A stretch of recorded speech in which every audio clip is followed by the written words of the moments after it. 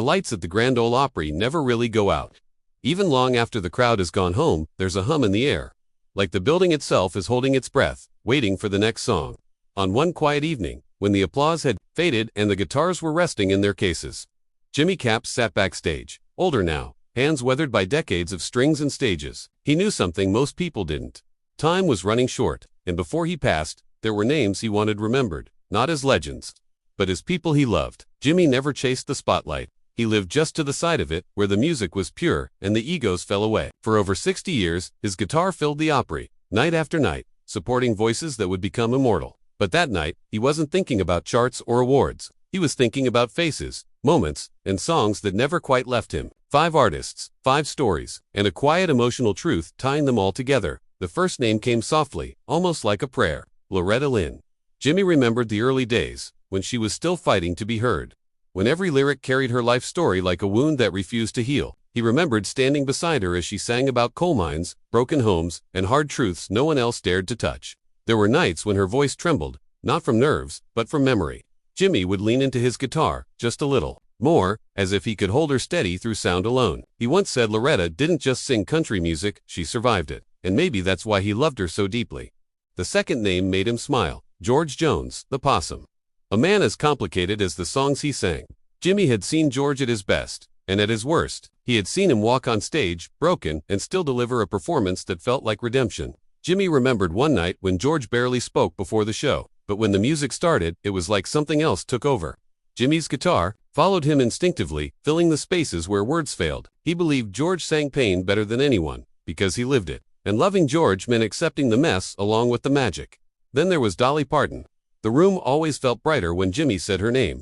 He remembered the laughter first, quick, warm, and disarming. Dolly had a way of making everyone feel seen, even the quiet guitar player in the background. Jimmy watched her transform from a young performer with big dreams into a global icon without ever losing her kindness. He once said Dolly understood something rare, that music is a gift, not a weapon. On stage, she commanded the crowd. Off stage, she listened. And that, to Jimmy, mattered more than fame. The fourth name carried weight: Merle Haggard, a man forged by prison walls and hard lessons.